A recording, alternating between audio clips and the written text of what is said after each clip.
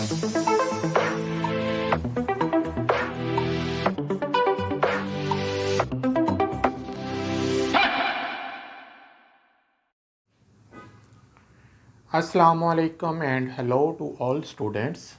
आज के video lecture में हम जो टॉपिक डिस्कस करेंगे वो है क्लास ओलिगोकीटा या क्लास ओलिगोकीटी भी बोला जाता है। इसका ताल्लुक़ फाइलम एनालिडा से है और इसमें आम तौर पर जो सबसे ज़्यादा कॉमन एनिमल्स हैं उन्हें अर्थवर्म कहा जाता है। तो आज हम बेसिकली इसके जनरल करैक्टर्स और उनके जो मेंटेनेंस फंक्शंस हैं उनको डिस्कस करेंगे। डायग्राम जो है वो ऑलरेडी मैं बना चुका हूँ और आइए लेक्चर की तरफ चलते हैं। तो सबसे पहले क्लास ओलिगोकीटा जो है, अगर इसके वो लफ्ज़ी मतलब पे गौर करें तो ओलिगो का मतलब होता है फ्यू और कीटा कहते हैं हेयर को, अपेंडेजेस को जो बॉडी से बाहर निकले होते हैं, क्योंकि एज़ कम्पेयर टू पोलीकीटा इनके जो अपेंडेजेस होते हैं वो निस्बतन कम होते हैं, फ्यू होते हैं, इसलिए इसको ओलिगोकीटा कहा जाता है। इसकी जो सबसे कॉमन एग्जांपल हमारे पास है वो है अर्थवर्म। जैसा कि आपको डायग्राम में नज़र आ रहा है, जो कॉमन अर्थवर्म हमारे पास पाया जाता है उसे लम्ब्रेकस टेरेस्ट्रिस बोला जाता है। इसकी मुख्तलिफ व्यू से मैंने डायग्राम बनाई हुई है और इसको फिर हम जो है वो इसके करैक्टर्स को जो हैं वो डिटेल के साथ जो है वो डिस्कस करते हैं। तो सबसे पहले जो बात करेंगे इनकी अक्रस की, तो ये जो एनिमल्स होते हैं ये फ्रेश वाटर में भी पाए जाते हैं, रिवर्स, ओशंस और रिवर्स, लेक्स, पॉन्ड्स वगैरह में, और इसके अलावा ये सी वाटर यानी समंदरी पानी में भी इनकी कुछ स्पीशीज़ जो हैं वो मौजूद होती हैं। इसके अलावा इनकी ख़ास बात यह है कि ये ज़्यादातर टेरेस्ट्रियल होते हैं, गीली मिट्टी जो होती है उसके अंदर ये आमतौर पर पाए जाते हैं और ज़मीन की जो ज़रखेज़ी है, फर्टिलिटी है, उसको इंक्रीज़ करते हैं और ये नेचुरल प्लो का काम भी करते हैं, क्योंकि ये ज़मीन को सुराखदार बनाकर उसको परमिएबल कर देते हैं पानी और हवा के लिए, जिससे ग्रोथ ज़्यादा अच्छी होती है। अगर हम इनकी बॉडी की बात करें तो इनकी बॉडी एलोंगेटेड होती है, अगला सिरा इंटीरियर होता है, पिछला सिरा पोस्टीरियर है, डोर्सल साइड है, वेंट्रल साइड है और इनकी बॉडी के ऊपर पैरापोडिया नहीं होते। They lack parapodia. पैरापोडिया जो हैं ये ख़ास किस्म के अपेंडेजेस होते हैं जो कि फाइलम एनालिडा की जो पोलीकीटी क्लास है, जैसे नेरीज़ है, उनमें पाए जाते हैं, लेकिन इनमें ये एब्सेंट होते हैं। इनमें सिर्फ जो है वो लैटरल सीटी या कीटी जो है वो थोड़े से मौजूद होते हैं हर सेगमेंट के अंदर। एक और बात, इनकी ख़ास बात ये है कि इनकी जो बॉडी होती है वो सेगमेंटेड होती है, मेटामेरिकली सेगमेंटेड होती है, यानी पूरी बॉडी जो है उसको एक जैसे कई खानों में डिवाइड किया हुआ है, जिसके अंदर फिर इनके जो ऑर्गन्स हैं बॉडी के वो भी डिवाइड हुए होते हैं। ऐसी बॉडी जो एक जैसे बॉडी के जो सेगमेंट हैं उनमें डिवाइड हुई हो उसे मेटामेरिकली सेगमेंटेड एनिमल जो है वो बोला जाता है। अगर हम इसकी बॉडी के अगले सिरे पर देखें तो वहाँ पर एक स्ट्रक्चर होता है जिसे प्रोस्टोमियम कहते हैं, जो कि सेंसरी होता है और ये माउथ के तौर पर काम करता है, जिसमें सेंसरी लिप्स होते हैं और इसके अलावा ओसेलस रोशनी के लिए होते हैं। इसके अलावा कीमो रिसेप्टर जो हैं वो भी लगे होते हैं। एक और ख़ास बात जो है कि जब हम इन बॉडी को देखते हैं तो उनके ऊपर हमें एक स्ट्रक्चर नज़र आता है जिसे क्लाइटेलम कहते हैं। क्लाइटेलम जो है ये बेसिकली सेक्सुअल रिप्रोडक्शन के दौरान म्यूकस सेक्रीट करता है और कपुलेशन को जो है एफिलिएट करता है, कपुलेशन को जो है आसान बनाता है। तो ये क्लाइटेलम है जो कि इनकी बॉडी के ऊपर ये पाया जाता है। खाते क्या हैं ये? आमतौर पर स्केवेंजर्स होते हैं, मुर्दार खाते हैं, मरे हुए डेड ऑर्गेनिज्म, प्लांट्स और एनिमल का जो मलबा होता है, डेब्रीज होता है, उसको आमतौर पर ये कंज्यूम करते हैं। मिट्टी के अंदर जो चीज़ें होती हैं उनको ये यूज़ करते हैं। उसके बाद हम अब इनका इंटरनल स्ट्रक्चर जो है वो देखते हैं मुख्तलिफ पहलुओं के लिहाज से। सबसे पहले मैं इस डायग्राम की तरफ आऊँगा। जो मैंने इसका साइड वे लेटरल जो क्रॉस व्यू जो है ये मैंने क्रॉस सेक्शन लेकर आपके सामने डायग्राम बनाई हुई है। ये बॉडी का इंटीरियर सिरा है, ये बॉडी का पोस्टीरियर सिरा है। तो मैंने हाफ एनिमल जो है उसको बनाया हुआ है। तो सबसे आगे जो है इसका माउथ है, जो कि इसकी ओपनिंग है। माउथ जो है उसकी जो डोर्सल साइड है उसके ऊपर प्रोस्टोमियम होता है और जो वेंट्रल साइड है उसे पीरिस्टोमियम कहा जाता है। ये जो एरियाज़ होते हैं ये आमतौर पर सेंसरी होते हैं। और सेंसरी ऑर्गन जो हैं यहाँ पर मौजूद होते हैं, जो कि मुख्तलिफ़ किस्म के स्टिमुलाई को डिटेक्ट करने के लिए इस्तेमाल होते हैं। उसके अलावा ये बॉडी की एंटीरियर सरफेस डोर्सल साइड है, जिसमें आपको सेगमेंट्स नज़र आ रहे हैं। ये वेंट्रल साइड है, जिसके अंदर भी आपको सेगमेंट्स जो हैं वो नज़र आ रहे हैं। इसके अलावा दरमियान में इनका जो ब्लू कलर की डायग्राम में आपको हिस्सा नज़र आ रहा है, ये इनका डाइजेस्टिव सिस्टम है। डाइजेस्टिव सिस्टम को डिस्कस कर लेते हैं। डाइजेस्टिव सिस्टम जो है इनका ट्यूबुलर होता है, यानी 2 ओपनिंग होती हैं। माउथ होता है और पिछली साइड के ऊपर एनस होता है। तो माउथ जो है वो ओपन करता है एक ट्यूब लाइक स्ट्रक्चर में, जिसे बक्कल कैविटी कहते हैं। बक्कल कैविटी जो है वो फीडिंग के दौरान जो है वो इस्तेमाल होती है। आपको पता है ये डेड ऑर्गेनिक मैटर, यानी मिट्टी के अंदर जो डिज़ोल्व्ड सब्सटेंसेस होते हैं मरे हुए जानवरों के, उनको ये कंज्यूम करते हैं। उसके बाद फिर आगे एक थोड़ा सा फूला हुआ हिस्सा है, ब्लू कलर में आपको नज़र आ रहा है, इसे फेरिंग्स कहा जाता है। ये जो फेरिंग्स है इसके आगे फिर ये एक ट्यूब लाइक छोटा सा ऑर्गन है, जिसे इसोफेगस कहा जाता है। इसोफेगस जो है फिर आगे एक थोड़ा सा वाइड हिस्सा है इसी डक्ट डाइजेस्टिव ट्रैक का, जिसे क्रॉप कहते हैं, जो कि आमतौर पर फूड को स्टोर करने के काम आता है।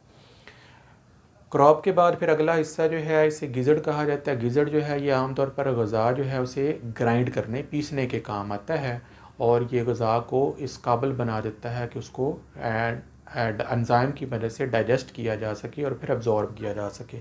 आगे फिर पूरी बॉडी में लंबी ट्यूब है, जिसे इंटेस्टाइन कहते हैं। इंटेस्टाइन में डाइजेशन और एब्जॉर्प्शन का प्रोसेस होता है, और एट दी एंड बॉडी के आखिरी हिस्सा एनस होता है, जिसके अंदर से बॉडी के undigested material, waste material, body की जो फूड होती है उसको जिस्म से, जो कि आमतौर पर मिट्टी की छोटी छोटी पैलेट्स की शक्ल में होता है, उसको जिस्म से निकाल दिया जाता है। तो ये इसका जो है वो डाइजेस्टिव सिस्टम है। डाइजेस्टिव सिस्टम के साथ ही कुछ और स्ट्रक्चर अटैच हैं जिनका मैं जिक्र करना ज़रूरी समझता हूँ।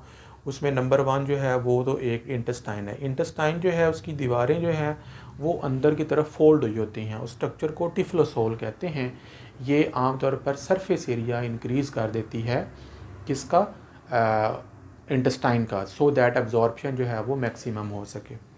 इसके अलावा इंटेस्टाइन की दीवारों के साथ क्लोरेगोजन टिश्यूज़ होते हैं, जो कि लिवर का काम करते हैं और नाइट्रोजन जो वेस्ट मटेरियल है उसको रिमूव करने के काम आते हैं। तो आमतौर पर क्लोरेगोजन टिश्यू जो हैं इनकी बॉडी में लिवर का रोल जो है वो अदा करते हैं।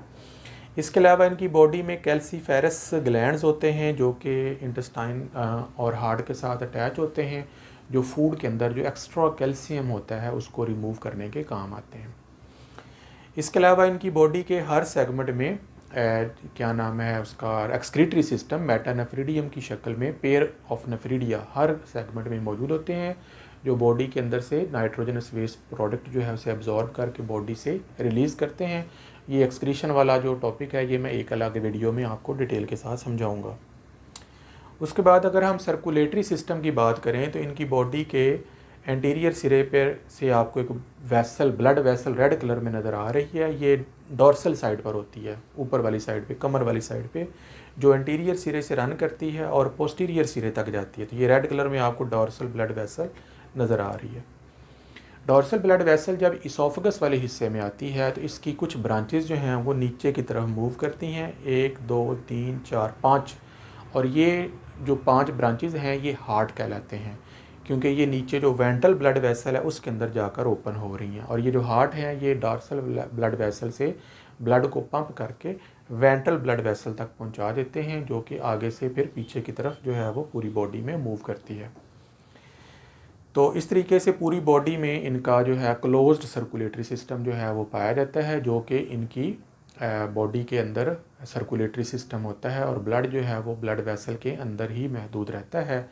आमतौर पर गैशियस एक्सचेंज जो है इनकी स्किन के ज़रिए होता है, क्योंकि ये गीली मिट्टी वगैरह में रहते हैं, वहाँ से ऑक्सीजन को एब्जॉर्ब करते हैं जो डायरेक्टली डिफ्यूज़ होकर ब्लड में आ जाती है, और ब्लड के ज़रिए ये फिर पूरी बॉडी में इसको ट्रांसपोर्ट कर दिया जाता है। इसका फिर पूरा मैकेनिज़्म एक अलग वीडियो में हम देखेंगे। अगर हम नर्वस सिस्टम की बात करें तो नर्वस सिस्टम में एंटीरियर सिरे पर, जहाँ पर इसकी बक्कल कैविटी है, वहाँ पर एक रिंग ऑफ न्यूरॉन्स हैं, गैंग्लिया हैं, जिन्हें आमतौर पर ब्रेन आप कह सकते हैं। तो यहाँ पर ग्रीन कलर में आपको रिंग नज़र आ रही है, ये नर्व रिंग है। वहाँ से फिर एक वेंट्रल नर्व निकल रही है, जो कि मुख्तलिफ गैंग्लिया के ऊपर जो है वो मुश्तमिल है। जो एंटीरियर सिरे से पोस्टीरियर सिरे पर रन करती है। इसे वेंट्रल नर्व कॉर्ड कहते हैं, जो बॉडी के मुख्तलिफ हिस्सों को इनर्वेट करती है। और इसके अलावा इसकी बॉडी के ऊपर सेंसरी ऑर्गन और सेलस और इस तरह के बाकी जो सेंसरी कीमो रिसेप्टर्स वगैरह जो हैं वो पूरी बॉडी पे मौजूद होते हैं, जिसके ज़रिए ये केमिकल्स को, रोशनी को, टेम्परेचर को, मुख्तलिफ वाटर को जो है ये चेक कर सकता है, उसके स्टिमुलस को रिसीव करके अपनी बॉडी के अंदर जो है वो रिस्पॉन्स पैदा कर सकता है। तो ये इसके मेजर जो हैं वो मैंने आपको इसका जो है वो सिस्टम जो है वो बता दिए। अब हम इसका एक और व्यू जो है वो देखते हैं, जो कि इसका क्रॉस सेक्शन है। क्रॉस सेक्शन में भी आपको यही हिस्से जो हैं वो नज़र आएंगे। सबसे बाहर इसकी क्यूटिकल होती है जो कि प्रोटेक्टिव होती है। उसके बाद फिर इसकी एपिडर्मिस है। एपिडर्मिस के अंदर फिर दो तरह के मसल होते हैं, सर्कुलर मसल और लॉन्गिट्यूडनल मसल, जो इसके अंदर एक ख़ास किस्म की लोकोमोशन पैदा करते हैं, जो एक ऑलरेडी मैं वीडियो में डिस्क्राइब कर चुका हूँ। इसे हाइड्रोस्टैटिक स्केलेटन जो है इनकी पूरी बॉडी में होता है। बॉडी के अंदर एक कैविटी होती है जिसे सिलोम कहते हैं, जिसके अंदर सिलोमिक फ्लूइड भरा होता है, और वो जो सिलोमिक फ्लूइड है वो इसके अंदर जो है वो स्केलेटन का बायस बनता है। इसके अलावा इनकी बॉडी की हर सेगमेंट से लैटरल साइड पर काइटन के बने हुए सीटी निकलते हैं, जो कि लोकोमोशन में ही हेल्प करते हैं। इसके अलावा नेफ्रिडियम यहाँ पर ब्लू कलर में मैंने दो दिखाए हुए हैं, ये एक किडनी है, ये एक किडनी है। ये मीटा नेफ्रिडियम किडनीज़ होते हैं जो कि हर खाने में मौजूद होते हैं, जो कि बॉडी के अंदर से नेफ्रोस्टोम के ज़रिए एक्स्ट्रा नाइट्रोजनस वेस्ट कलेक्ट करने के बाद नेफ्रिडियोपोर के ज़रिए बॉडी से बाहर निकाल देते हैं। इसके अलावा ये डॉर्सल ब्लड वेसल है जो ये मैंने आपको यहाँ पे दिखाई है। ये वेंट्रल ब्लड वेसल है जो बॉडी के निचले हिस्से पर होती है। इसके अलावा ये सब न्यूरल ब्लड वेसल है। फिर उसके अलावा वेंट्रल नर्व कॉर्ड है। ये सारी चीज़ें आपको यहाँ पे नज़र आ जाएंगी।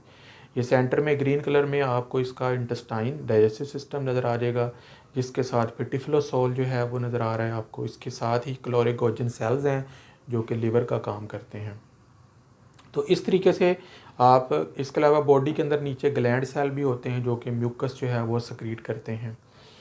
तो ये सारी चीज़ें जो हैं वो आपको इसके अंदर भी नज़र आ जाएंगी। इस डायग्राम में मैंने सिलोम को दिखाया गया है और इनकी बॉडी को दिखाया गया, क्योंकि इनकी बॉडी के अंदर सिलोम होती है।